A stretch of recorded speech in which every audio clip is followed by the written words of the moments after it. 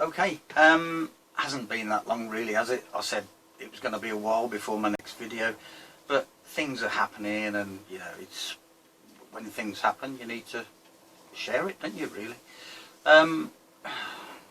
It was going to be honest, a few months before I got back into making another video, but like I say, there's a few things I need to show, and that's it. You know, I mean, my carbons have come on in leaps and bounds. A lot of work in the kiln at 950 degrees, and the lowest resistance I've got so far was 0.3 of 1 ohm. That in itself isn't amazing if the surface structure of the carbon doesn't give you the surface area that you need. So it's, you know, you've got to develop the two. A highly structured surface area and a very low resistance, so that's that bit. I'm going to be doing a video on all of these carbons and what I've found out and all the rest of it. I've ordered a new kiln which is 1200 degrees as opposed to the one I've got, which is 950, just to see if I can push the boundaries a little bit more, just that little bit more. You know, if I could get 0.2 of an ohm, 0.2 of an ohm, that would be a bit better, wouldn't it? So that's that. I've got a couple of more videos coming out on my all carbon batteries. I started to move away a little bit, and then I thought, hold on a minute, and I'll explain why and the wherefores in the other couple of videos. Even this one, this tiny little one here, you can see how big that is from, you know, the surface area that I'm using there. There's that one, slightly bigger one, and all the rest of it, so a couple of videos there. By now I was hoping to be using, which again I won't fully explain this in this video. I bought this dummy load, a data logger. Well, there's data logging software that you can download for this particular device. I've got all the cables ready, all set up, ready to go. Plug it into the computer and it data logs what you're doing. An amazing bit of kit. It's on YouTube, and amazing software. What that software cannot do, well, I can't even think of anything. You know, there's nothing I could think of that it doesn't do, really. You know, for a little small level entry thing like this, you know, less than 30 quid. So, and the reason I haven't got that operational yet is because, well, I've built a shelf there ready for it, for my laptop, and I've got a small laptop like this big. You know, the screen is like, do you call them palm tops or something like that? I don't know.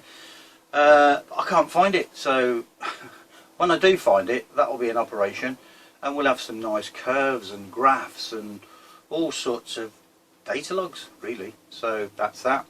Today I want to focus on my lead carbon work, because what I've done is I've gone back to basics. I've gone right back to the beginning with it, for no particular reason other than I wanted it better. So alongside that, I've developed a new binder system which is acetone based. I'm not going to completely move away from the Robert Murray Smith cigarette, but you know, cellulose acetate one. I'm going to retain that. I'll always keep that. Always keep some of that on the shelf. It's good stuff. But this other one I've developed is acetone based. It dries really, really quickly, obviously, and just with a little bit more solvent, I can thin it down so it's like an ink and all the rest of it. And what I've been doing was developing sort of a foam, if you like, for want of a better word, carbon impregnated stuff. I also developed, you could almost call that a felt, really. That's carbon impregnated, and I'll tell you what it is. It's that kitchen stuff again, and it works brilliantly. You can get a nice dispersion, you know, and of course the main thing is, the reason I was doing this was because it's microporous. so that will soak up quite a lot of electrolyte, and you know that's like a felt. And the third one that I developed was this one. Now that probably looks like the other stuff I made with the RMS Sigibut stuff, but it's not. In fact, there is a piece of the other stuff, and this is a piece of this new stuff. So I'll tell you all about this in a minute. It's working really well, and you know, the stuff that stares you in the face for ages and you don't grasp it. Well, I've grasped it, and all that is again the same dispersion of the carbons on yet another kitchen material, which is another one of these cloths that you mop up with, highly absorbent. So again, a good dispersion across that, a nice thin layer of active material on this stuff. And all I do is paint. Well, I've got a brush here, look. You know, I've been painting with it today. I just paint it on. Lovely. So I'm back to sort of this level, as opposed to that other stuff where I drop cast it was probably, I think I've shown this in a video, I think it was sort of 1/2 mil thick, whereas this stuff is, if I can just put my goggles on, okay, so we set at 0, and that is actually 0.16 of a mil. So that's 0.16 of 1 millimetre. Now, if I measure the original cloth, the kitchen cloth, that is 0.1 of a millimetre. I hope you can see that. I can't see that in the camera. But anyway, 0.16, 0.1. So you can see that we've got some carbon in there, and you can see how thick the carbon is. Is that a good way of explaining it? Not really, but I think you know what I mean. So yeah, what I've done is I've taken to that, because they're very, very quick, it's strong and all the rest of it. I've got some drying there, look, you know, several sheets of it, just they're all dry. They've been there for 5 minutes and they're dry. So that's that. And the first battery, well no, that's a lie.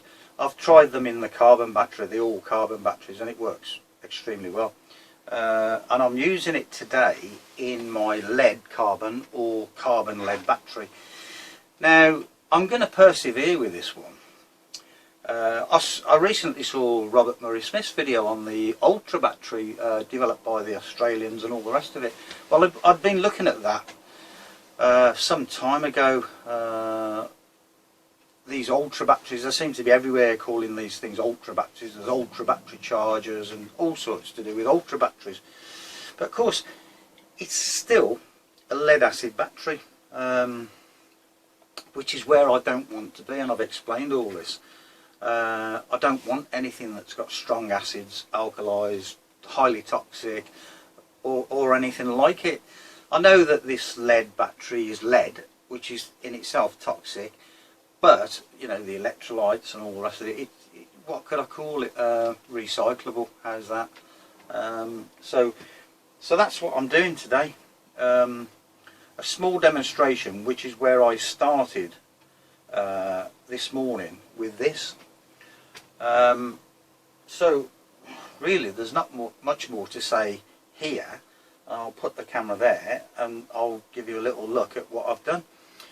So I've developed a new carbon structure, if you like, or a way of dispersing the carbon. I've developed a new binder system for it, and I've developed a new, or started to build a new electrolyte for this, which is completely new again. Nothing I've tried before. So all of this is on this battery today, so you know, how good is it going to be? Shall we see? Okay, so here we are. That's my new power supply. That's my new shelf just there that you probably can't see yet. Voltmeter, obviously. Motors for the load. Can't wait, as I said, to get my new dummy load in with my laptop there and all the rest of it. But that's all to come when I find my computer. I've got this meter set on the 10 amp scale there, which is reading 10 amps of current, or not reading, but set on the 10 amp scale, you know what I mean. And I've got my motors here. I've put some dots on these now, and all of those motors with those dots at 2 volts represent 100 milliamps, and these two that I've got switched on here represent, I'm going to call it 50 milliamps, but I know at just over 2 volts it's a lot more than that, nearer 60 than 50 at that voltage. So I'm going to be using those 2 motors, and I'm going to call it a 50 milliamp load. Now this is the battery. I did pre-wet these earlier on with the new electrolyte. That's the surface area that I'm using. There you are. There it is.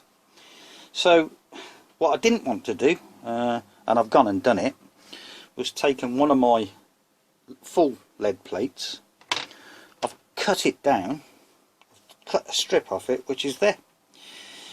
Now that's for any doubting Thomases that would say, oh well, you know, you're probably using all of that surface area on all of that plate. But you're not really, because the only area that you're going to be using is the surface area that you've created there. And the battery, the lead plate itself has got its own paste, i.e. stroke surface area, so that's that. But anyway, without sort of getting into all that too much, what I wanted to do, let me just get a new pipette. This is the new electrolyte. Now it is just a base at the moment, and when I say that, what I mean is it's sort of a building block, if you like, to better things, hopefully. And the base is choline chloride, which is you know, I've been using this for quite a while now. So that's the base material with a glycol. So I'll put just a little bit of that on there. Don't need too much. Put that on there. Put the carbon strip on the top. Bit of plastic to get some squared pressure, and a clamp. Now you'll see a residual voltage there, because I was testing this earlier on, obviously. So let's just try and get rid of some of that, like so. So we've got 2 motors. That's our original 2 motors, which is a 50 milliamp load. Okay, so I mean, you can see that's 0.76 of a volt, and that's, well, it read 60 odd, which is what it should be for more voltage than that. But anyway, that's the battery. Now as you can see, the power supply is set on 5 volts, and what I'm going to do, the other thing I've been doing is looking at Robert Murray Smith's other video again. One of his videos was this 10-second charge cycle that he did, I think, with a paper battery. Now I've explained all of the reasons in one of these other videos why I'm adopting that. It's kind of a benchmark, and it's a good benchmark to look at and to test with and from. But I've been charging my carbon batteries now, all carbon batteries, at sort of 15, 16, 17 volts. This one is set at 5, but I'll show you that at 7 in a minute, you know. So what I'm going to do, I'll charge it, and I'll charge it for, I'm going to charge this, because of the surface area and all the rest of it, for 20 seconds. if I just reset this timer to 0, I'm going to charge that now. 3, 4, 5, 6, 7, 8, 9, 10, 11, 12, 13, 14, 15, 16, 17, 18, 19, about 20 seconds. Now there's not a lot of outgas in there at all, so that's that. There's the voltage, there's the load. At this voltage it's going to be 47 milliamps, nothing I can do about that, but I'm going to start the timer. Now don't forget, I've only just put this together, so what we can expect at the moment, I don't really know. But it's just to show this new look carbon lead battery. That stuff, you know, the way RMS showed us that ultra battery, it's interesting to me. Everything's interesting to me regarding a battery or any battery, but like I say, it's just not me. It still maintains that lead acid structure. Now this is just for me, you know. I'm not trying to turn this into a commercial enterprise, or I'm not trying to say to anyone this is the new lead acid battery or anything like it, you know. It's just I thought if I could get some good energy density from it and it was half the weight, actually this would be a lot less than half the weight, to be honest. A lot less. You know, good things surely could come out of that, you know, hopefully.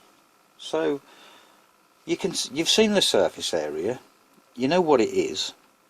There's not much in the way of carbon on this at all, you know, the dispersion of the carbon. It's been painted on ink style. It's in a new binder mechanism, and you know, here's one of the sheets there, look, nice and dry. Good stuff.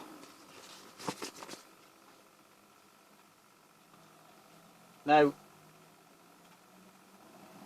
the reason I've made up some bigger sheets is because what you see here, I'm going to upscale.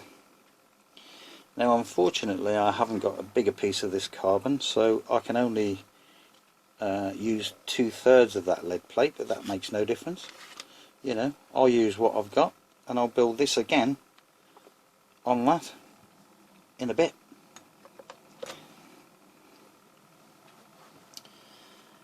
But the other thing I'm going to do, those sheets that you saw hanging up to dry, there's 3 variations, so I need to test really all 3 variations of it. So getting back to this, we're on 0.7 and we're already at 3 minutes.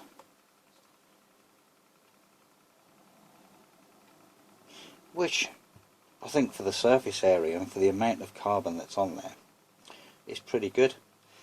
Now getting back to some of these carbons that I've been developing, it's not in here.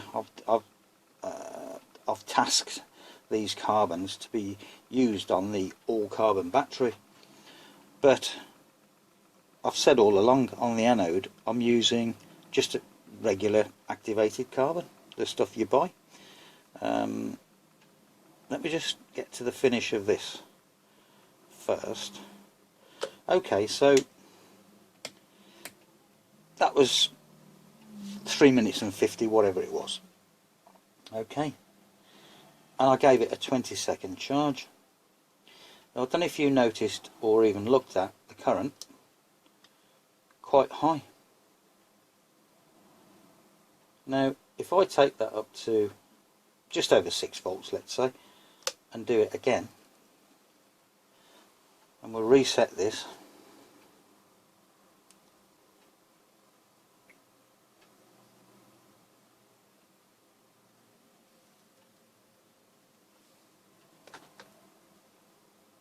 Now I think we're on about 20 seconds, I don't know, but that's at 6.2 volts. The voltage there is ever so slightly higher. We'll do that and we'll start that.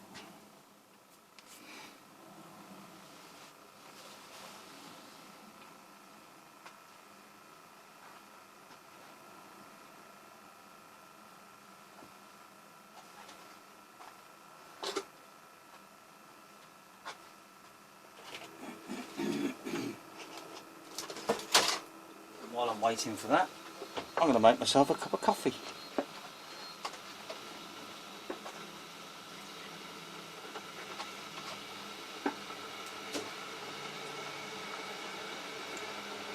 So if you hear a noise in the background, you'll know exactly what it is.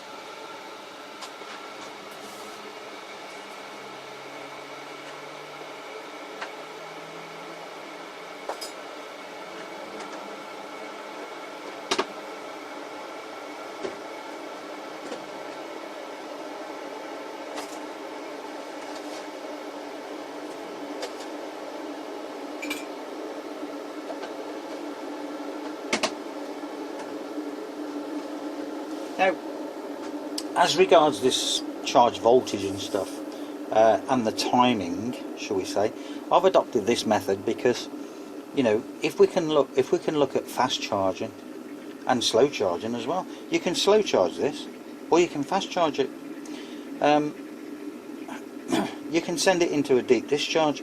I don't know what the deep discharge is going to do to that lead just yet, because I'm just sort of developing the electrolyte, as I've said. That is just new. It's not just choline chloride, I will say that much.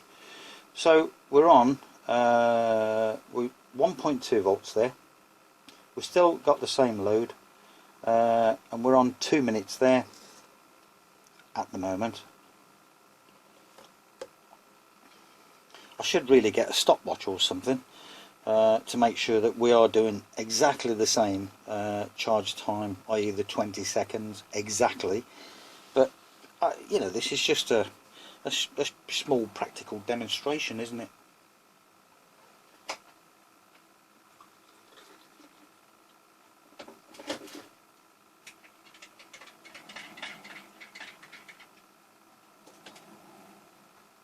It's not really at this stage supposed to be highly scientific or anything like that, is it? You know.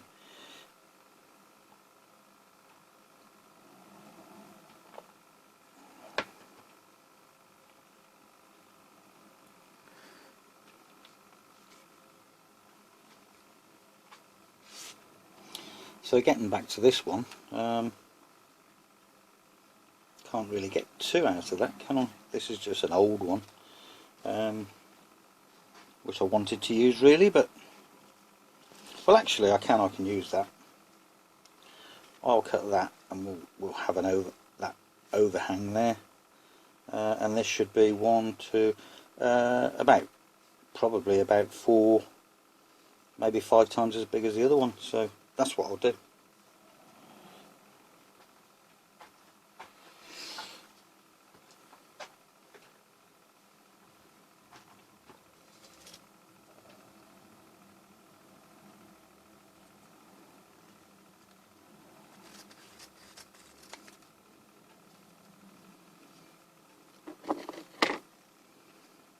So what we'll do is we'll have 2 of those.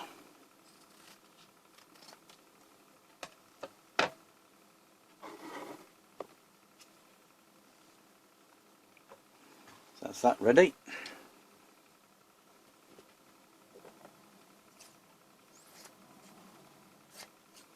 Piece of that.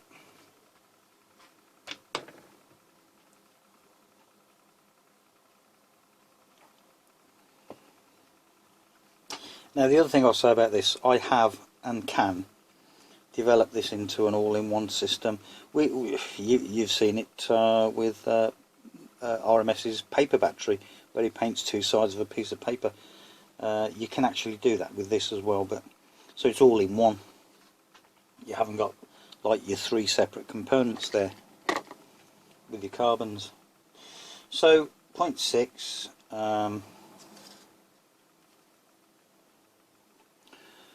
5 minutes, coming to a close there. Okay, we'll call it 5 minutes, shall we? So that was 20 seconds again, and you can go up with the voltage. The current increases massively. Oops, turn the motors off. As you can see, that's 3.2 amps. You know, it's not affecting the battery madly or anything like that. It's not saying, I don't like this, get me out of here, or anything like that either. But the one thing I did want to do at this stage, I'll turn that back down to 5.5 volts. So 2.5 amps of current we're drawing there. That's what I wanted to show you, was the a short circuit test. And what I'm going to do is I'll put one probe on there so I can hold this up to the camera, and I'll do a short circuit. And there you see it. That peaked at 1.1 amps. That tiny little battery there. Okay. Sorry. I got that out of view, didn't I? Right, let's just put a little bit of charge back into that. Give it 10 seconds. And do that again. So this is set on 10 amps, as you can see. I'm just about to touch the probe. 3, 2, 1. 1.2 amps from that. I don't know what you're thinking, but I know what I'm thinking. It's pretty amazing, really. You know, you've seen the surface area. It's the carbons are painted on with a paintbrush onto, you know, this material, or I should say this material, this kitchen material, kitchen cloth. So there's not a lot of carbon on that, but I think it's the way it's dispersed across the surface.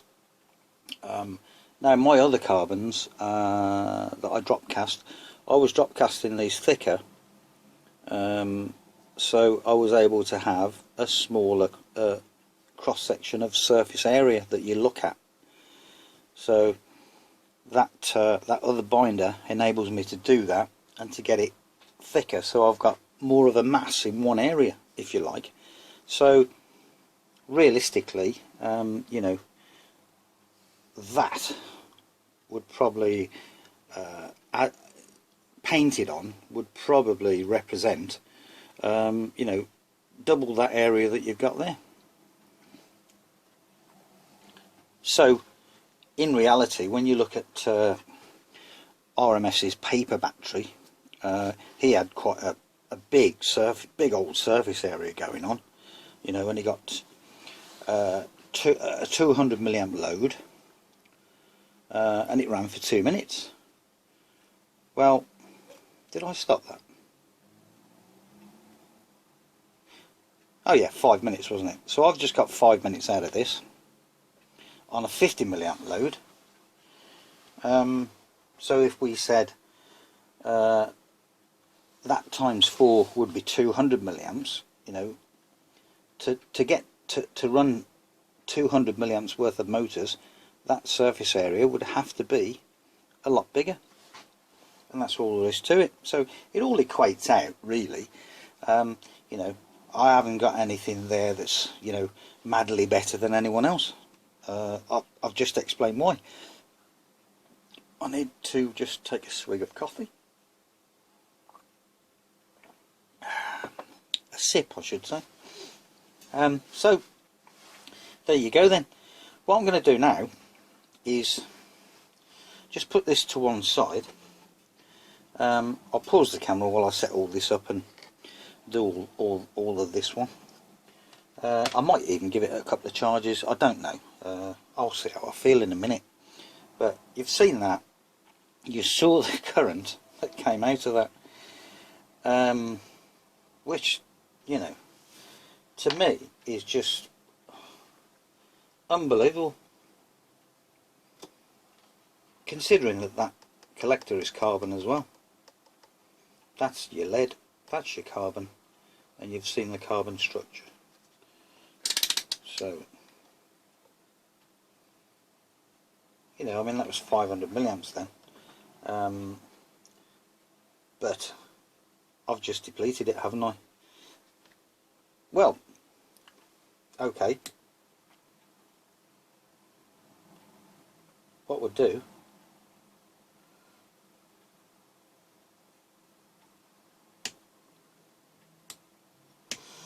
right, I'm going to give that 10 seconds.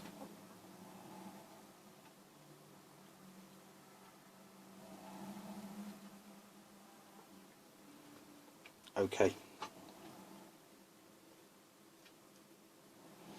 You know, it's an amp. That was 1 amp. Pretty unbelievable, really.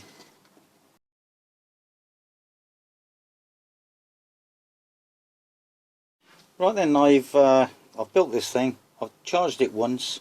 I charged at 4 volts on this one, for no other reason that I wanted to charge at a lower voltage and a lower current, and I charged it for about 4 minutes. So what I'm going to do now, and on that run I got 17 minutes, so that was its first run. What I'm going to do now is have a little play. We'll reset that timer anyway.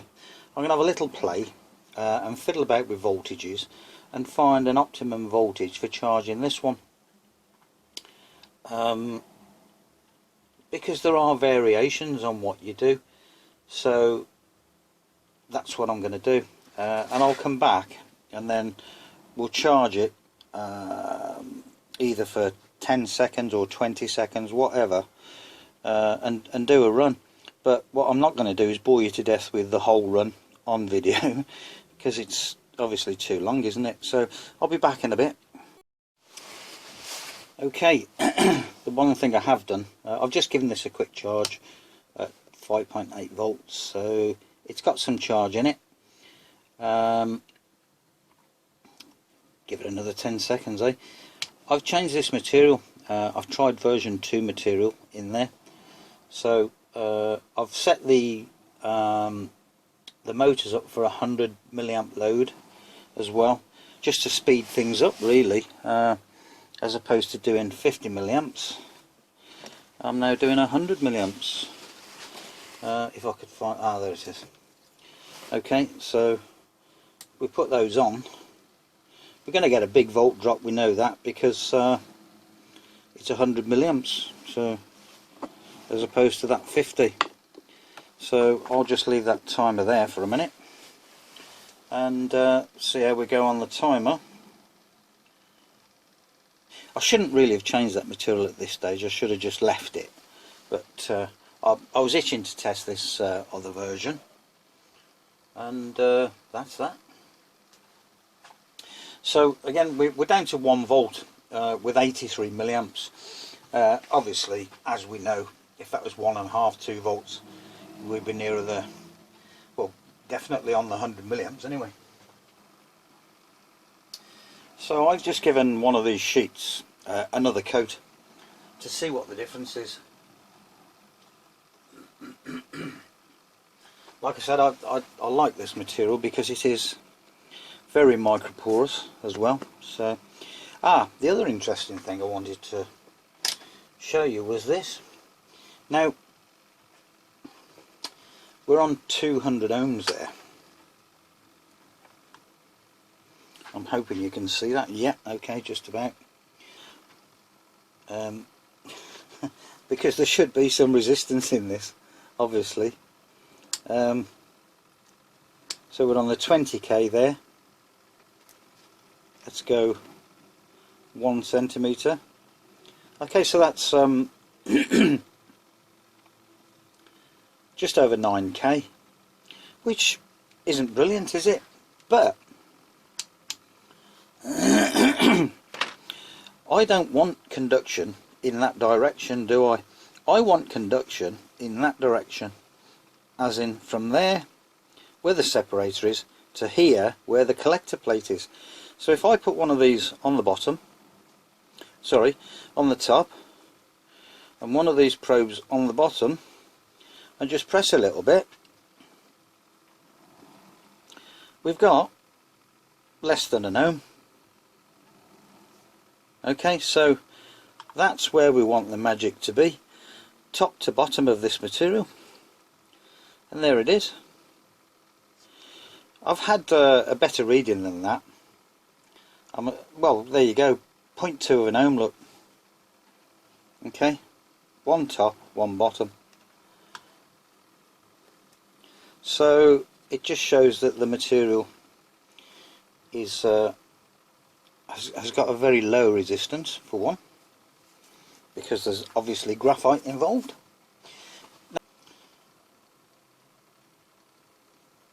Now this excuse me, this setup is lead, a lead plate from a lead acid battery that's never seen acid, brand new, a carbon plate which is graphite, and some active material made on this thin, flimsy kitchen material. Again, I'll show you, which is that stuff. I'm sure everyone's familiar with this. So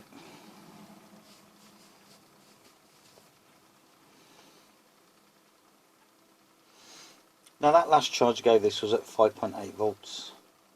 I've turned it down a little bit from earlier on because this was drawing way too much current.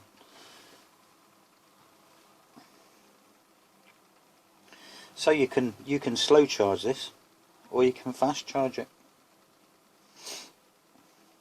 There's miles of work to do on the electrolyte yet, I do know that much. And there it is, the electrolyte. There is no water, no moisture in that at all. If there is, it's drawn some from the air, but so I think by the looks of it we're going to come to an abrupt end with this. We've got 1, 2, 3, 2, 4, 5 motors running there, which is a definite 100 milliamp load. There's no two ways about that.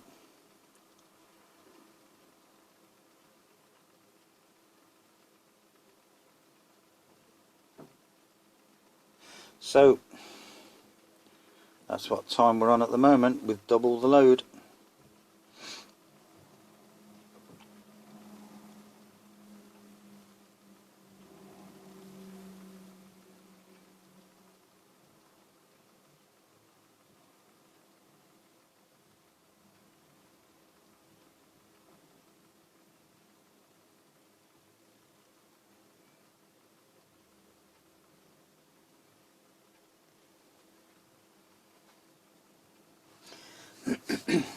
Now obviously if I ran that at the 50 milliamps, you would more than double that, so we'll stop that there, call it 9 minutes.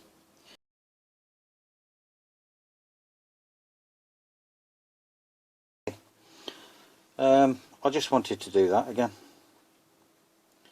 just to see if I was dreaming or not, you know.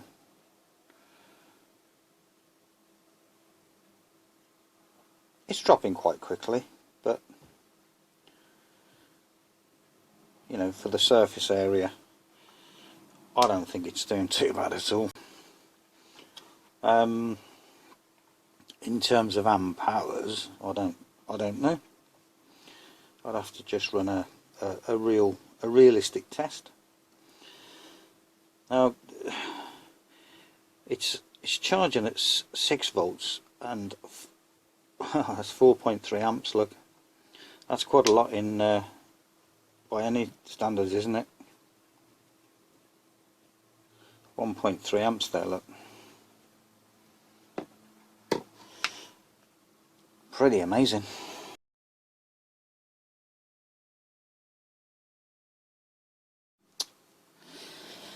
Okay, I'm going to kind of bring this one to a close. I've just charged that battery. I'm not going to use this load. I've charged it 10.9 volts, as you can see, and here we have, I've just done a run. It is official. That electronic dummy load there is now data logging there. And I've just done a run. That was the first one. Don't really know what I'm doing with the software just yet, but that was start current of 100 milliamps. The load was 100 milliamps. Let me see. Now there's a big voltage drop, as we know, because of the surface area versus the current, so we're going to get that. But after that, I mean, that current and that voltage curve was quite nice, in actual fact. So what I'm going to do is attempt to okay, tools, clear curve. Okay, we'll clear that. Now we're at 1.9 volts and it's showing there begin volts just down there, look, 1.9. cutoff is 0.2. Well, it's saying that we've got a 3 milliamp hour battery there, which I don't believe.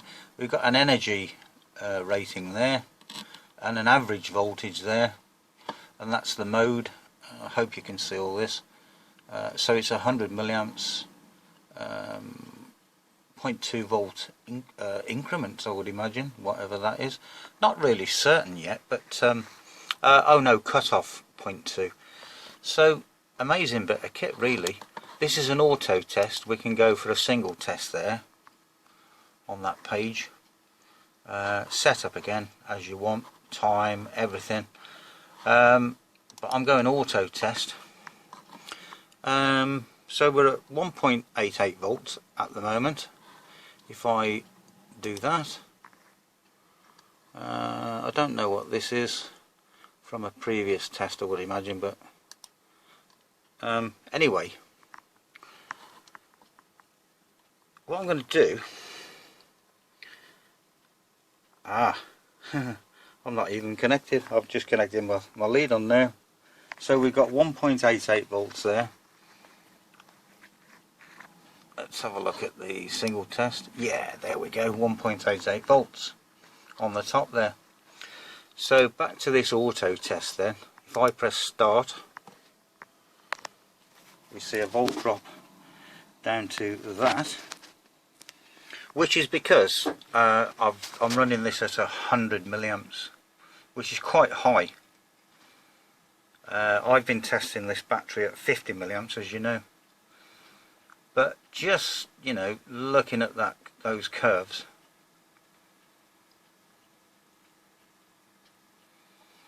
for an initial test, I mean, I don't know what I'm doing with this lot yet, but this software does quite a lot.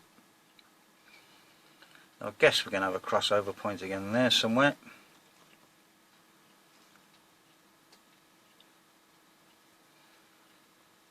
Just about there. And the fan's going on this little thing here. We're down to 0.7 of a volt.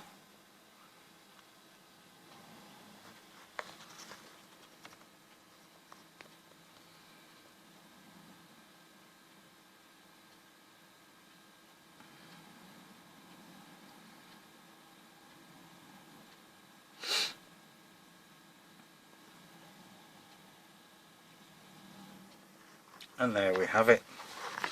Now we've got a recovery on the battery, as you can see. and there it all is.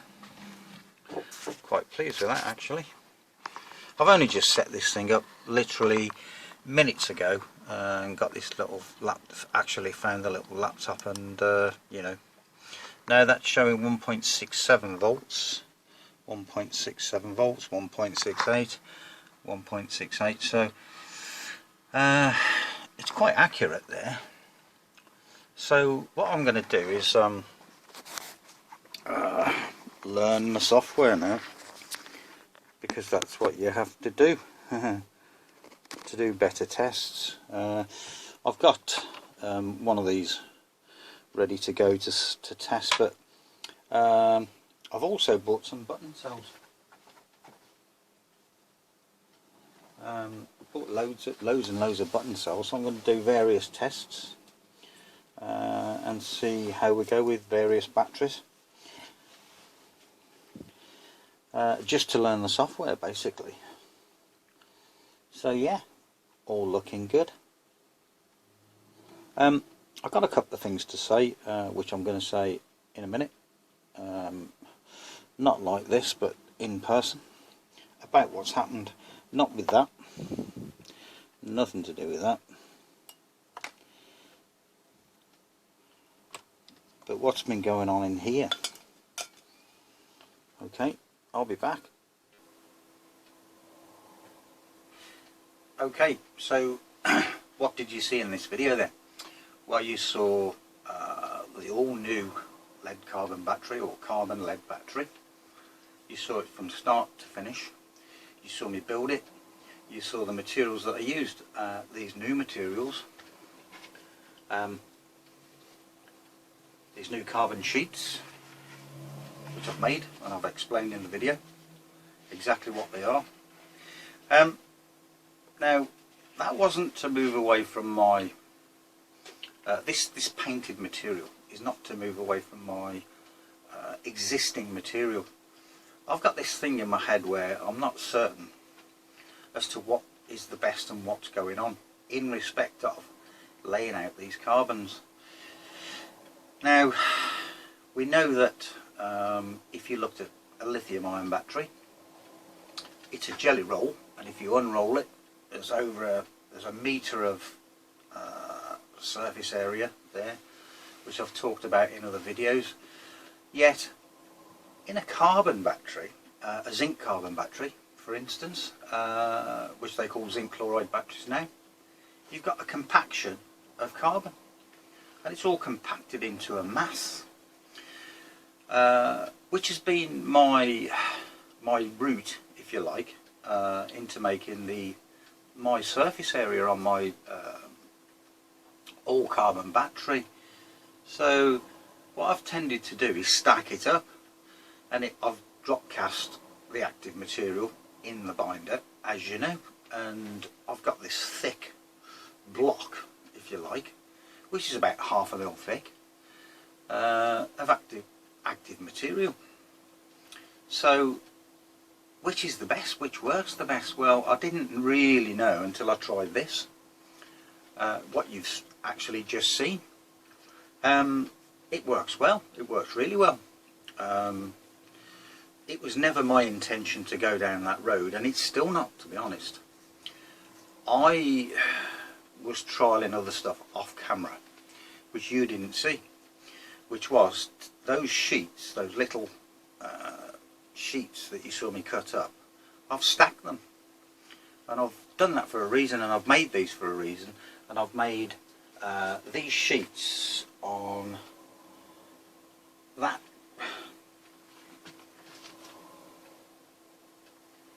that kitchen material for a specific reason,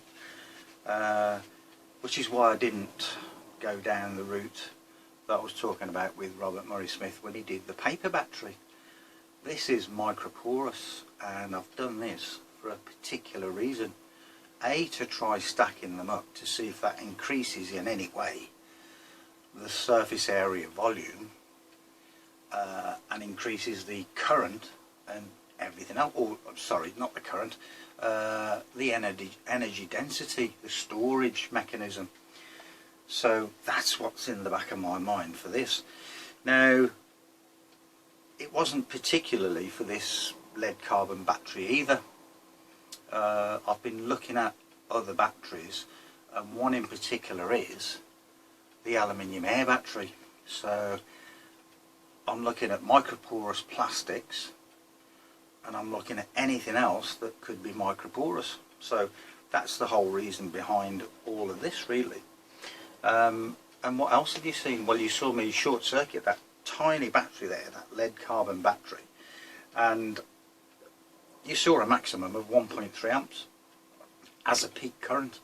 Now in itself that's quite meaningless, but it was still 1.3 amps, wasn't it? Whichever way you look at it, it's a lot of current from a tiny battery like that, and from that surface area, which opened my eyes. I must admit, that has really opened my eyes to a few things. And here's a piece of it. We are literally talking about that surface area, you know, on a piece of that kitchen material. So it's, like I say, it's opened my eyes to a few things now, and a few other methodologies, if you like. So yeah, and you've also seen, finally, some data logging software, which should prove to be interesting once I've learnt the software, because I haven't got a clue at the minute, to be honest. I know you can see basically what's going on, but that software does so much. I've got to get my head into the manual. So yeah, those things are on YouTube, as I've said. What else have we seen today? Well, we've seen that battery run at 50 milliamps for quite some time from that small surface area. I must admit I've had better in the past stacked up, as I've said, with my thicker volume active material in the other binder, in the cellulose acetate binder. So quite interesting. Everything you've seen today was the new binder and the new electrolyte. Now that electrolyte at the moment is nowhere near finished. It's not, you know, the finished article. It's the basis of the building blocks. It's a bit like if you go to a big paint store to have some paint mix, what they do is they get a can off the shelf of a base mix. These cans have all got this base mix, and then they add the pigments and whatever to give you the colour of your paint. So that's the first building block, which I've said is choline chloride. In the past I've used monoethylene glycol or polyethylene glycol with it, either one, but there was none of that in this. There was something else, I'm not going to say what it is at the moment. It's a good building block, and it works. It needs adding to, as I said, but it will get added to. So quite an interesting set of circumstances today, really. It's taught me quite a lot. I know where I'm going from here now. Well, one of the first things I'm going to be doing is building up that large stack of lead acid plates. Well, lead plates, not lead acid plates, which I've shown in other videos. That's a full cell. I'll be pulling out the lead oxide plates and replacing those with carbon. But how I'm going to devise the carbon now, I'm sort of torn, you know. So we shall see. An interesting point though, to talk about another battery, my all carbon battery. This is a good little pointer. While I was trialling some of the carbons, I noticed something. One particular carbon, or a set of carbons, which I'd blended and fired in the kiln, would give a certain result, and that result was the top end of the voltage scale on the battery was pretty good, down to a certain point. And then I noticed one of the other carbons that I'd trialled was good. Not so much at the top end, but at the bottom end. And I'm talking sort of from 0.7 of a volt down to the finish, really. The other carbon, the first carbon on the top end, went down to 0.7 and then just died a death.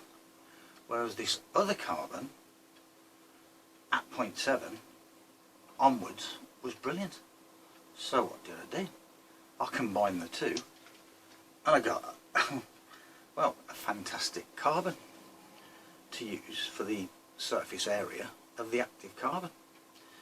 So what was this other carbon then on this bottom end? I'm dying to tell you, so I'm going to tell you. It was a biomass carbon. I didn't fire it first in the HC chamber, which is sat over there. I normally would, but I weren't going to wait for 12 hours. So I put this material, this biomass, in the kiln and produced a carbon. And I'll tell you what it was. It was beef. Some minced beef actually, which I'd bought from the supermarket, and it had gone past its sell-by date, well past it, in my fridge there. So I carbonised it, and it was that, that was good at that bottom end. But if you're going to try it at home, whatever you do, set your kiln in increments of, I don't know, 100 degrees over a long period of time, because boy oh boy can that stuff cause problems inside your kiln. I nearly had the fire brigade out. There was smoke billowing out of the building through my extraction unit, which looked like smoke, but it wasn't. It was actually steam. So with a bit of smoke, I guess, I don't know, but whew, you gotta watch out for that one, or you could be in trouble. So yeah, it was beef. So I'm going to be trialling a few bits of biomass now. I've tried bread, which gave a result of 1/2 ohm on the resistance, which was really good, but it was rubbish as a carbon. The other one that's pretty good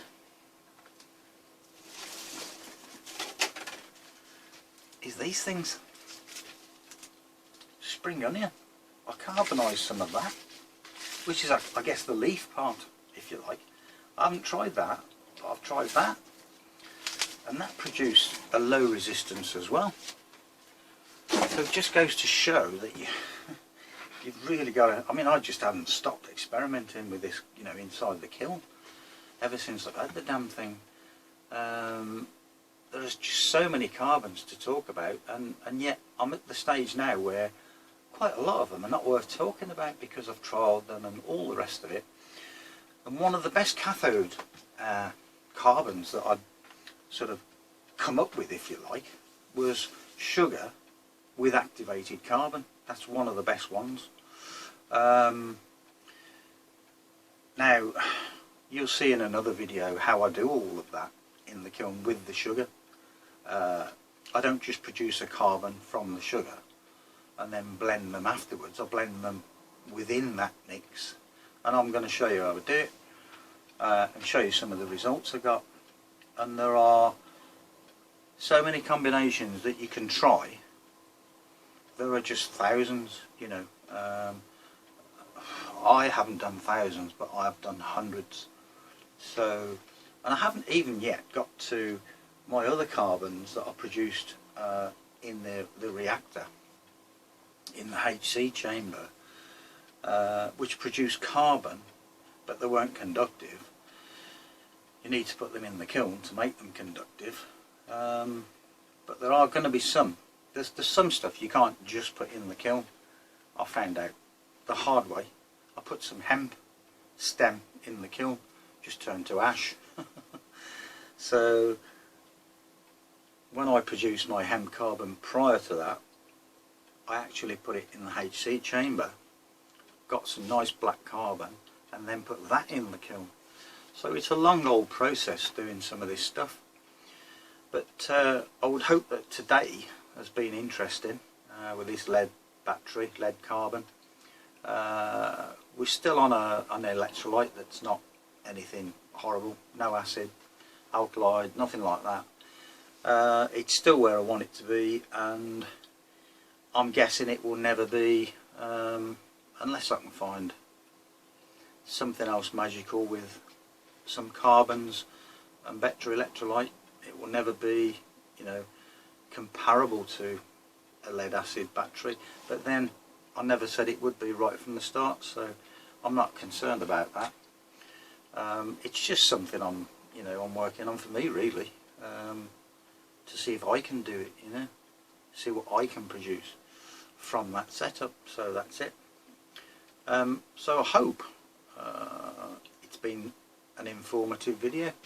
I can't wait to get back to that bench now, and well, actually no, I'm going to pick up the manual. It's on the computer. It's a PDF file, and I need to digest all of that information because, like I say, that software is so much. So onwards and upwards. There's another couple of videos after this which I should have put on before this, because it explains quite a lot about a lot of things. But hey ho, you know, doesn't always work out, does it? This is the video I wanted to get out first because I was quite excited about this small battery. The amount of energy it seems to have for such a small battery, again, you know. So right, here we go again. This is the same my lead carbon battery. For some reason we're not agreeing on that voltage there. That's 1.296 and my meter says 1.3 something, so I don't know what's going on there. As you can see in the top right, it's a 50 milliamp load, so it's a constant current load, and it's quite stable there. Look, the voltage, as you can see, coming down. Now my meter says 1.27 and that says 1.165 this time round, so we're burning 6.006 watts, as you can see there. We've been running for 1 minute and 34 seconds. It's, well, you know, until I learn this thing properly, I'm not gonna properly be able to explain what's going on.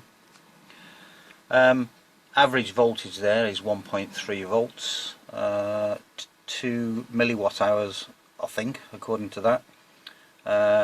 Capacity, it says 2 milliamp hours. That's a bit demoralising. Begin voltage 1.91. Yeah, it's, well, we shall see. But that as a curve, initially to me looks rather nice. I prefer that voltage curve to be a line before it drops, but you know, everything's early days, isn't it? You know, I'm early days with this, getting to grips with this software and this new electronic load. And everything else is new. All of the materials in the battery, the electrolyte, the binder, the carbon, or the way I've structured it, the surface area, it's all brand new, so I'm not complaining. I'm quite happy actually with what's gone on and this, that and the other. So there we are then, 0.55. This is that little battery again. There's the electronic dummy load. That's showing 0.47, that's showing 0.36 for some reason. And we're still a constant current there, like a 50 milliamps. Oops, a daisy. Windows 7, blimey. Like I say, this small laptop thing was buried. Okay, that's the end of the test. Then got down to 0.2. Yeah, this it was buried. Couldn't find it, but I've just found it, and it shows how old it is because we're running Windows 7. I'm not going to change that. It can stay as it is. But there it is. And the volts are coming up. 1.174. Look. 1.18, 1.19, 1.19, so that's reading true now.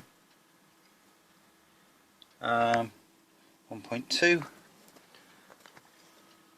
1.2. So yeah, that's the company, ZKE Tech. That's the little beauty, and as I say, there's a full test and description on YouTube as to how these things operate and all the rest of it.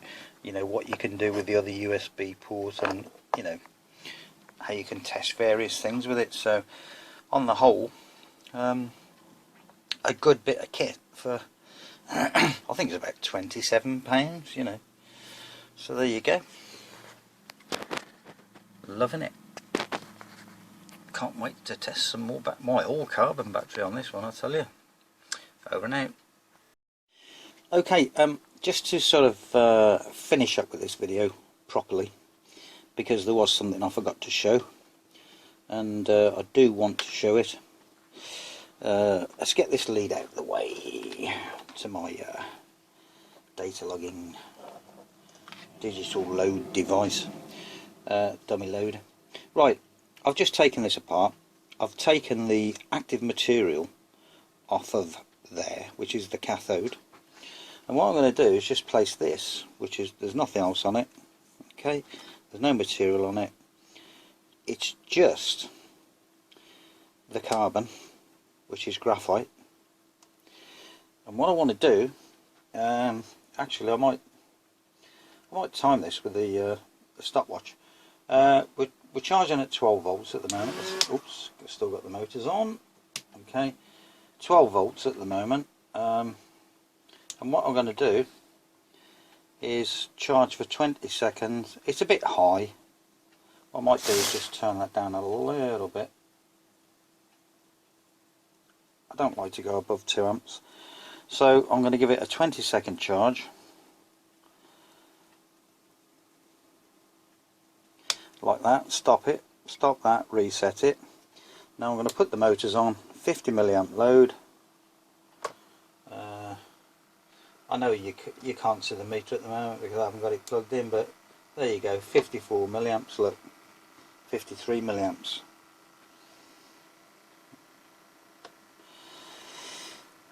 Quite why at that voltage it's showing 50 milliamps now, I really don't know, but it's 50 milliamps, isn't it? So we've started the timer, we've got 50 milliamp load, and we're on 30 seconds.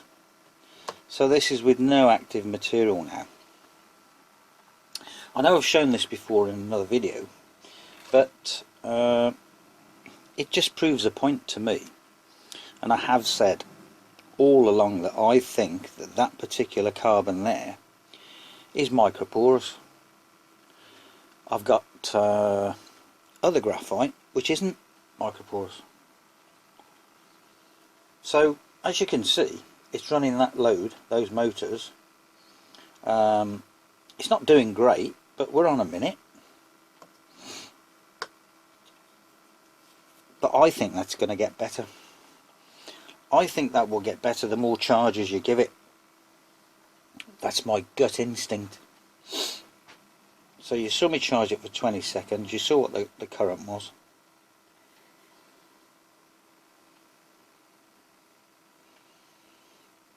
Now prior to this, I gave it a run. I gave it a charge, 20-second charge with that material, and I got a 5-minute run out of it with that material.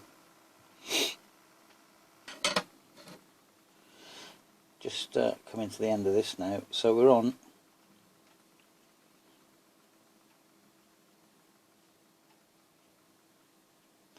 2 minutes 53, almost 3 minutes then. So I'll reset that. Now what I'll do as well,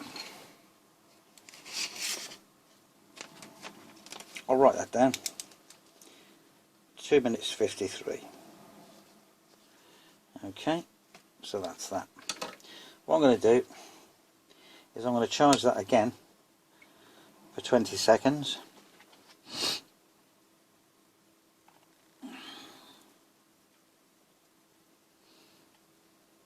Now the current's down a little bit to what it was before, we can see that, but it is coming up. Okay, we'll all stop at 20, there we go, 20 seconds. I'm trying to stop this instead of that. Okay, so it stopped at 20 seconds. Now what I'm going to do is reset that and start those again and go again.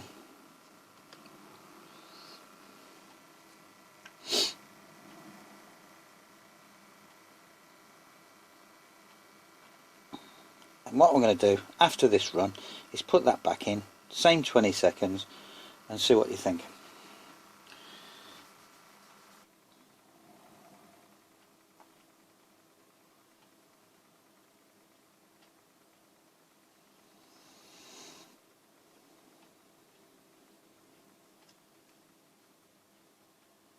Okay, so we'll stop that. This time round we're on 3 minutes and 1 second. Well, that's neither here nor there, is it? You know, sort of 8 seconds worth, you know. But it was just to show you, really, the difference with this material. Now, I think if I charge that again now, it just gets slightly better every time. But what I'm going to do, I'm going to put this active material back on there, like so.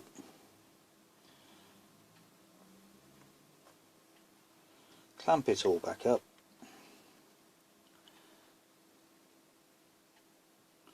We'll reset the timer and we'll 3, 2, 1 start up. I keep doing that, don't I? Keep leaving those motors on. So we'll let that run for 20 seconds. And stop the charge, reset that, put the motors on, 56 milliamps as you can see, 54 milliamps,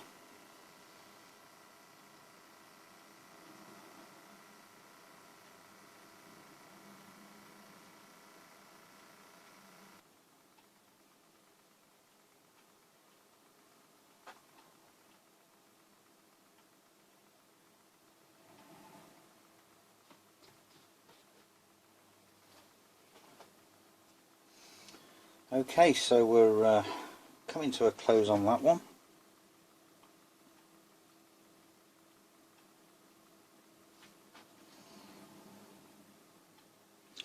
And all stop at 5 minutes, well, and 8 seconds, we'll call it 5 minutes. So there's the difference, guys. But the main thing I'm trying to say here is, I think that that particular graphite, being microporous, you saw how it worked on its own, is playing a part within this active material. It's acting as an active material itself because it's porous, microporous. So that was the bit I'm just trying to get across. I'm not going to charge that again now and go through all that again. Or maybe I could and not bore you with the video. Let's do that.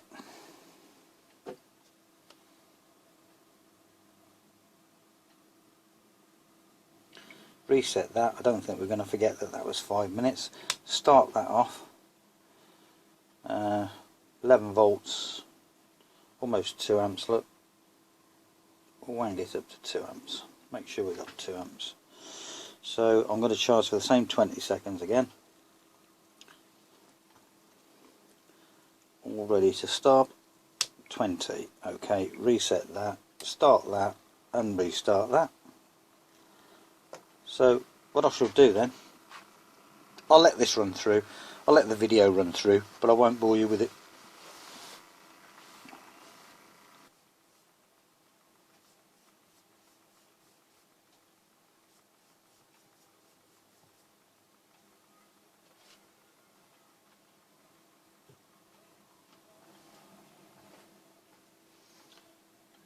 Okay, we'll stop that. Now, I was a couple of seconds over, but that's 5 minutes 45, look. So it got better, didn't it? You know, on the next sort of charge. So now I'm not going to say if I charge that again it's going to get better and better and better every time, because it doesn't. So 1 second. Right, had to pause the video there because of the racket outside. Can't believe these fume hood extraction things. They seem to amplify sound from everywhere. But anyway, as I was saying, you know, it's not going to get better every single time you do that. It gets to a stage, and then, you know, I've probably I've had over 6 minutes out of this, so you know, it's somewhere around about there really. So there you have it. I've got one more thing to try with this. I probably won't put it in this video, but I'm going to try that now and see how we go with it. Obviously I'll let you know what went on. Over and out. Well, I might just as well add this bit also, because we are on 5 minutes and 40 seconds at the moment.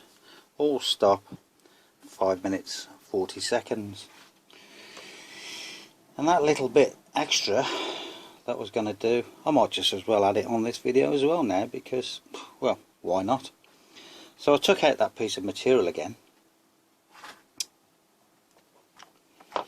like so, and there is no material in there, as you can see. That is just the separator. Okay, now what do you expect if I turn this over? That. What I did was, that material that's painted on there, I just painted it on there, on the graphite. Simple as that. Now it's a bit thick in places, it could have been a lot better, but I rushed it. But as you can see, 5 minutes 40 seconds. Very similar result to that then. So there you go, another one for you. I think I'll definitely close now because this is going to be a long video.